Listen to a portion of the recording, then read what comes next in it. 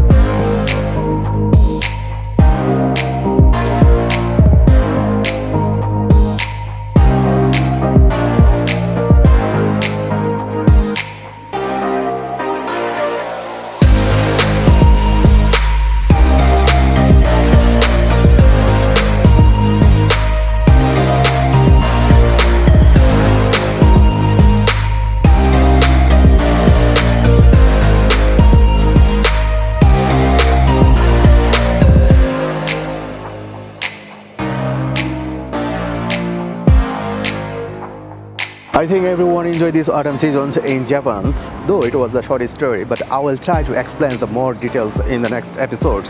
Who wanted to visit in Japan, I will especially suggest to visit in autumn seasons because it was a charming weather and nature is always telling the story. Every sector you can enjoy, you can reflect your mind.